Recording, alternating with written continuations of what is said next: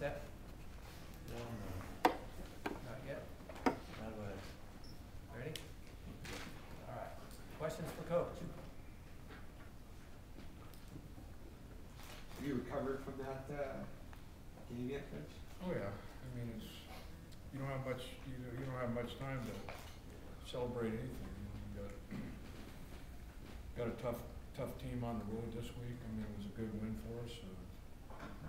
Fortunate to win it, but we won it. And you go and look at the tape. We looked at the tape, obviously, as a coaching staff on Saturday, and then brought the players in and looked at it, and corrected the mistakes, and right after that, we're starting to get ready for Illinois. So it was a good win, but we're facing a football team that's awfully talented in Illinois. I mean, they've been building that thing for quite a while. They've got a lot of good athletes, probably faster, more athletic than most teams in that league.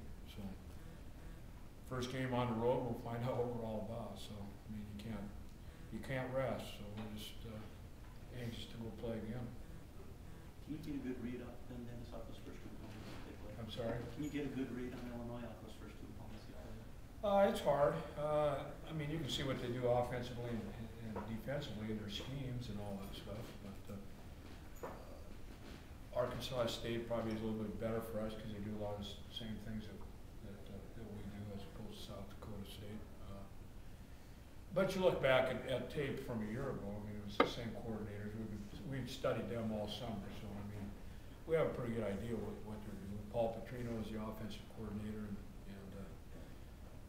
from the Petrino group, Montana group, and you know, they're very similar to Arkansas actually in a lot of ways offensively. So, and then defensively, they changed things up, and Vic Koenig is their defensive coordinator. He's head coach at Wyoming for a while, and they got an outstanding staff. So, and they've done a nice job. So yeah, you have an idea what they're going to do. Now it's a matter of just getting prepared.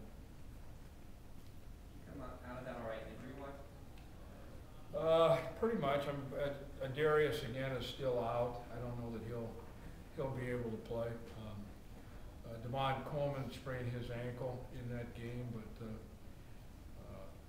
he should be able to play. I don't know that he'll practice tomorrow, but he should be able to play. Other than that, we came out of it pretty healthy. Do you think going on the road to Wisconsin last year helps your players at all? Big Ten country. Yeah, I mean it did. We lost a game, but I mean, you know, traveling on the road, it's different every year. You travel probably better when you've got some veteran leadership like we do, as far as focus and attention when you get on the road, and understand why we're going. We're going to play a football game. When you have a lot of young guys, sometimes they have a little trouble figuring that out. They get in an airplane and get on the road for the first time. But this is a pretty good group of veteran players, so we'll be focused and ready to go. We leave on Thursday, a day early, and we'll go back there, which I like that. It gives us a chance to be together as a group for a couple days. And I think we get in there Thursday night late and work out there and spend some time together. And so that's a good way to travel right now for us. Dennis, is there a danger of having a letdown after such an emotional win over a ranked opponent? If so, what do you do? We're going to have to play our rear end just to win the game. I mean, if we play with a letdown, we're not going to win. I don't think so. I mean, I really don't. That's where leadership comes into play. When you come off a win, it's a lot easier playing a game than when you come off a loss. I don't care what anybody says. So, but yeah, I mean, we won 2 football games. We got 10 games left. I mean, we just got to take them one at a time. I mean, not one game's not a heck of a lot easier than other games. I mean, obviously when you get into the league, things change a little bit. But yeah, that's a good football team, and they're kind of in the same situation that we're in. You know, you look at them a year ago. I think they were 6-6, went to a bowl game. But Ron feels like they got a team that can compete for the championship there. So, I mean, they're kind of in a similar situation that we're in. And if you watch them on tape and the returners that they got, they're very talented. So I mean, we got our hands full, and our players are good. What kind of stuff do they do offensively that might give you some? Well, they're really a formation changing team. They do a lot of different things. I mean, that's the issue. I mean, they'll run the read zone stuff. They'll be in 4 wides. They'll get 2 tight ends and do some different things. They'll be in the shotgun. They'll be underneath the center. So they're a variation of formations, and they do a lot of different things. Like I say, they'll get in the eye and run the football, and then they'll get in four wides and run the spread stuff. So they got an extremely good quarterback, very, very athletic. Came in, I believe, third or fourth game last year, and led him to a lot of victories. He's very, very talented, got a lot of leadership, very competitive, moves around a lot.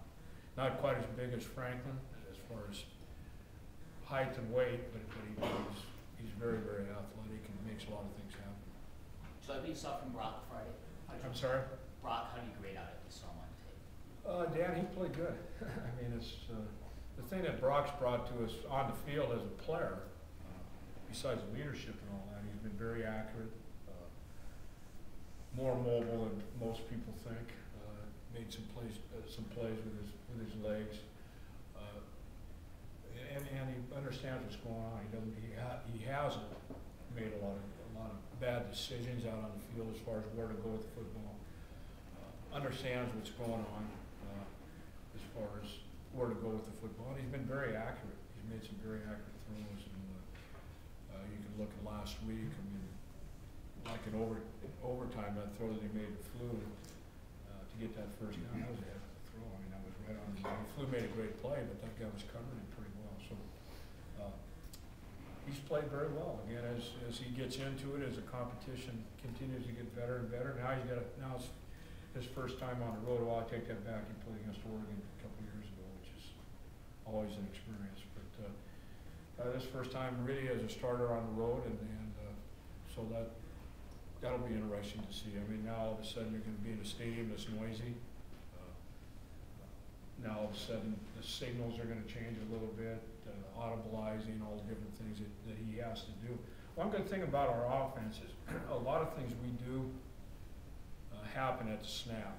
So it's not like we ask him to come up and audibilize every play, which is very difficult in a stadium like that. But the thing that we do have to do is silent count with our front, and we've worked on that quite a bit. We'll spend a lot of time on that this week. So, but in the first two games, he's played very well for us. Now that you've had a chance to see your defense without, Omar and Brandon and some of these guys, what do you think about where they're at? Oh, we got a lot of improvement to make. I mean, we tackled very poorly in that football game the other night. There's no question about it. That's obvious if you watched it.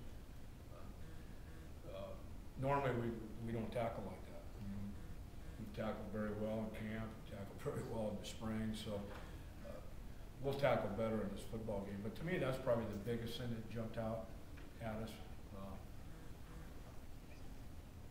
Making tackles in the open field, and we're going to have to against these guys. We're rallying in the football. Again, it wasn't our best football game defensively by any means, but we made a stop when we had to, and reacted in overtime like we needed to. But we got to get better on both sides of the football. I mean, and really our kicking game was pretty good, but we get the blocked extra point, which had nothing to do with protection. He just kicked it really low, and for whatever reason. So it got tipped. But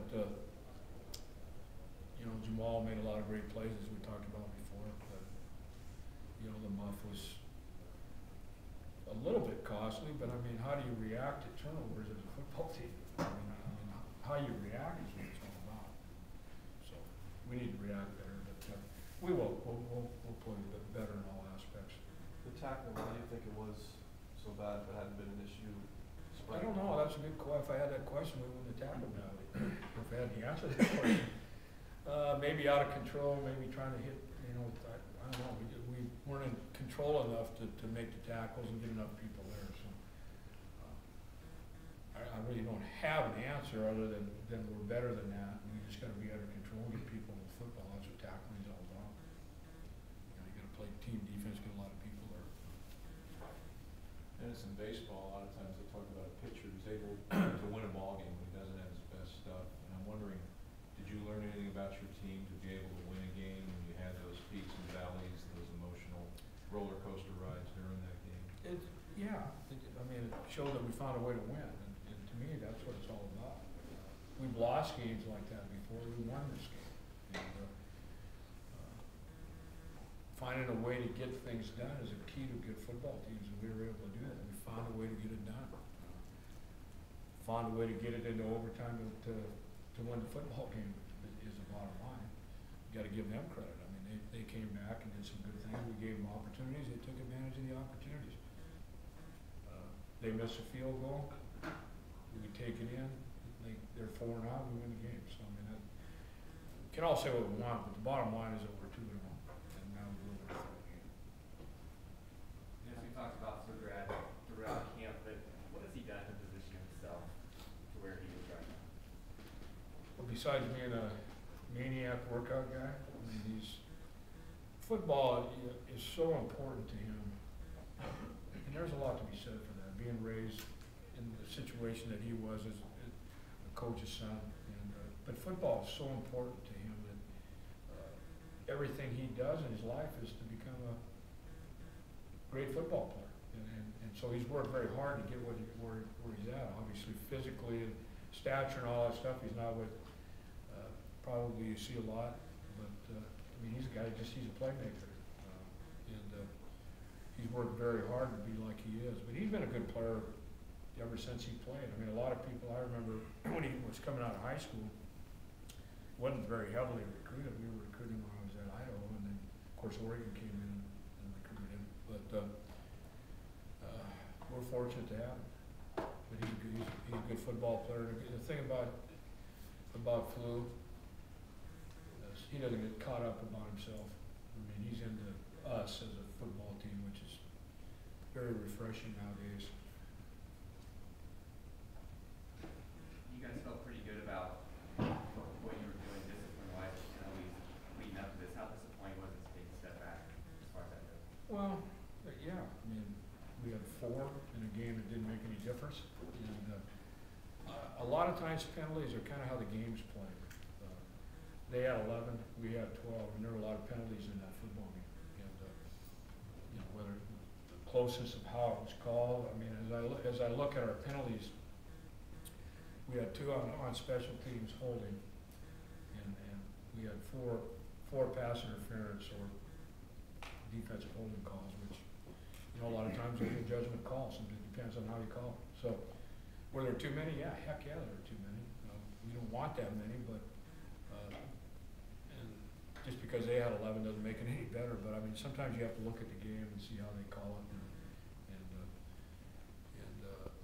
some people call defensive holding a little different than others, and so forth. We had our 1 offensive holding penalty, which those things happen in the game. But we had some critical ones, in critical situations in the secondary. Is there any kind of satisfaction for the penalty that didn't happen when Coach Spiegel tried to go ahead and draw the defense offsides twice? I mean, what's that? Well, in the field goal, right. I mean, the reason we called the 2 timeouts is because we wanted to draw the defense, maybe namely Montez, offsides. I mean, what were your thoughts about that? Well,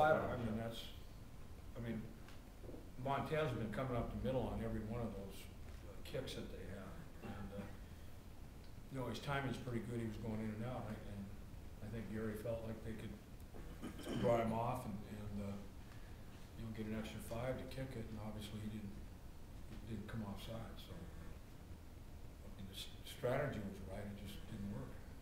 But I guess that's the discipline that maybe was lacking, I guess, early in the game, really coming crucial. Yeah, everybody calls that discipline, and I agree to a point, but sometimes you're covering a guy and your technique fails a little bit, or you grab a guy or whatever. But the offside things and things like that, are probably more discipline and technique things. And they tried to draw him offside. He hung in there pretty well. Didn't come out. You have the way Colin Parker played? Yeah, Colin played outstanding. I mean, he's become a leader out there. He's really done a good job as far as getting people lined up, being a leader on defense, and he made a heck of a lot of plays. I mean, he really did. I mean, if you go through the tape and look at it, I mean, he really played well. That it? Thank you. All right, thank you.